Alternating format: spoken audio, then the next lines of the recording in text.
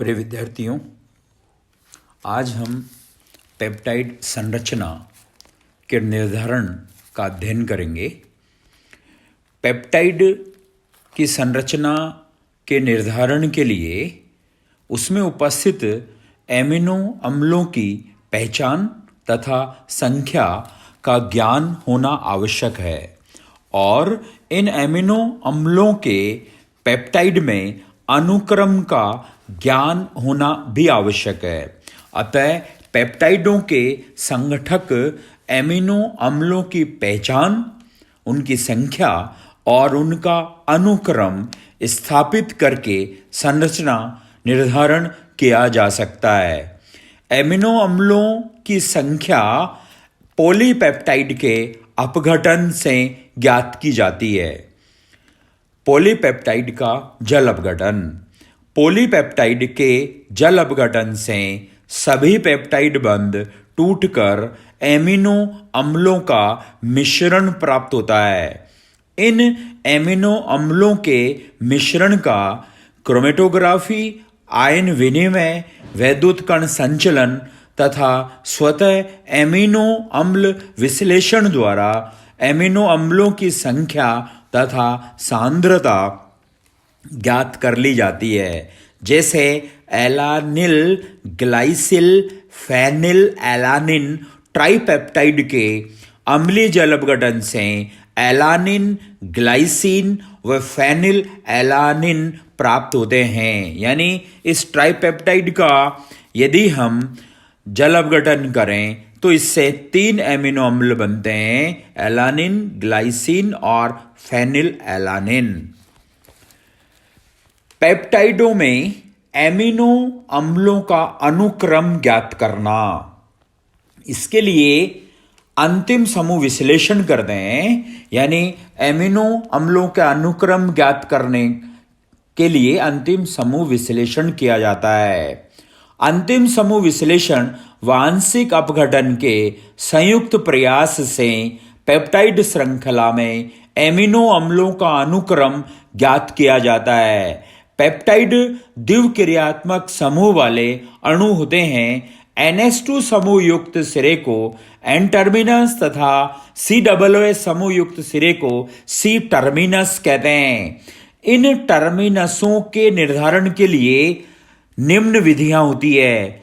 यानी C terminus amino अम्ल का निर्धारण कैसे करते हैं?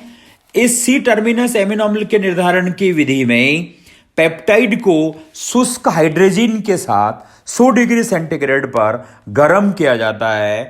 C टर्मिनस एमिनो अम्ल को छोड़कर शेष सभी एमिनो अम्ल हाइड्रोजन में बदल जाते हैं। जैसे ये जो ट्राइपेप्टाइड है, इस ट्राइपेप्टाइड की अभिक्रिया हाइड्रोजन के साथ कराएं 100 डिग्री सेंटीग्रेड पर, तो इस ट्राइपेप्टाइड में C टर्मिनस पर फेनिल एलानिन है, जबकि N टर्मिनस पर एलानिल है। तो जब इसका हाइड्रोजन के साथ अभिक्रिया कराते हैं तो C टर्मिनस एमिनो अम्ल को छोड़कर शेष 2 जो एमिनो अम्ल है उनके हाइड्रेजाइड बनते हैं, यानी एलानिन हाइड्रेजाइड और ग्लाइसिन हाइड्रेजाइड बनता है, जबकि C टर्मिनस का एमिनो अम्ल फेनिल एलानिन के रूप में ही रहता है। इस मिश्रण को प्रबल धनायन विनिमय रेजिन, अधिशोषक युक्त कॉलम क्रोमेटोग्राफी से पृथक कर लेते हैं। हाइड्रेजाइड प्रबल क्षारीय होने के कारण कॉलम में अधिशोषित हो जाते हैं और C टर्मिनस युक्त एमिनो अम्ल कॉलम से प्रवाहित होकर मिश्रण से अलग हो जाता है, जिसे आसानी से पहचान लेते हैं।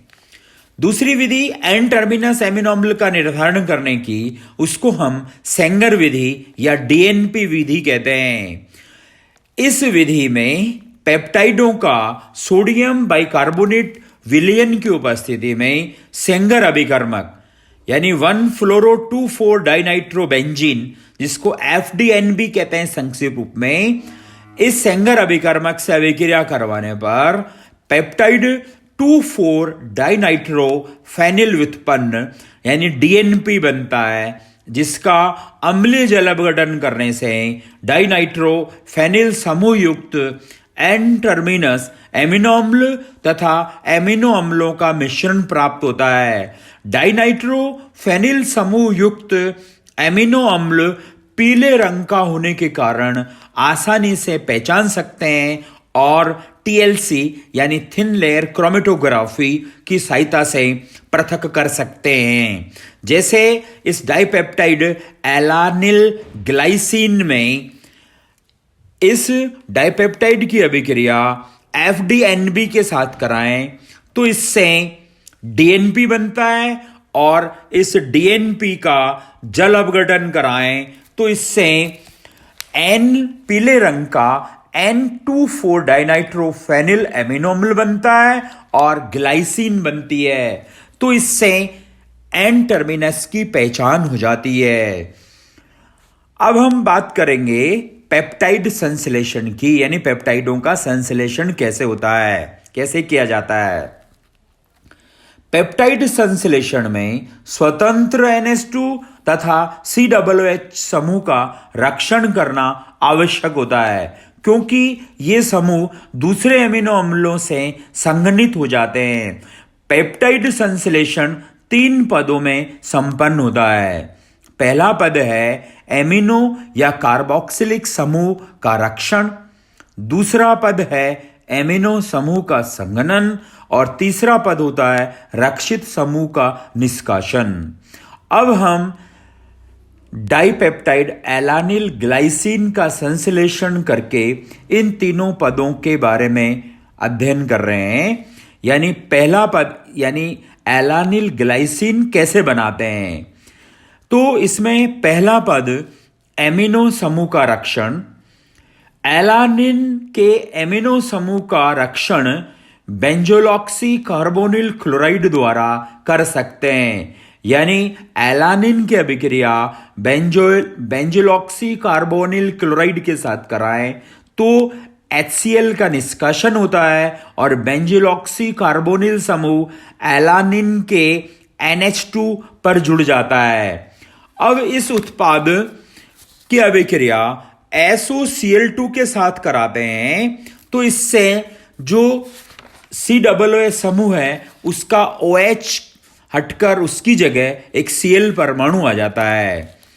अब हम एमिनो अम्ल का संघनन वाले पद की बात करते हैं। यानी प्रथम पद में जो उत्पाद बना, इस उत्पाद को ग्लाइसिन से संघनित कराया जा सकता है, जिससे पेप्टाइड बंध बनता है। यानी ग्लाइसिन के साथ इसकी अभिक्रिया कराएं तो इससे एक पेप्टाइड बंध का निर्माण होता है। अब तीसरा पद रक्षित समूह, यानी प्रथम पद में जो रक्षित किए थे हमने समूह, उसका निष्कासन कैसे करते हैं, तो रक्षित समूह के निष्कासन में उत्प्रेरकीय अपचयन कराया जाता है। यानी उत्प्रेरक प्लेटिनम की उपस्थिति में हाइड्रोजन के साथ अभिक्रिया कराते हैं। तो द्वितीय पद में जो प्राप्त रक्षित समूह है उसका निष्कासन हो जाता है और पेप्टाइड का संश्लेषण हो जाता है। यानी द्वितीय पद में प्राप्त उत्पाद को प्लेटिनम और हाइड्रोजन के साथ अभिक्रिया कराई तो इससे डाइपेप्टाइड एलानिल ग्लाइसिन प्राप्त होता है। यदि डाइपेप्टाइड के स्थान पर ट्राइपेप्टाइड बनाना हो तो तृतीय पद द्वारा रक्षित समूह को हटाने के स्थान पर इसकी SOCl2 के साथ क्रिया कराकर अम्ल क्लोराइड में परिवर्तित कर देते हैं और फिर उसे एमिनो अम्ल के साथ संघनित करते हैं।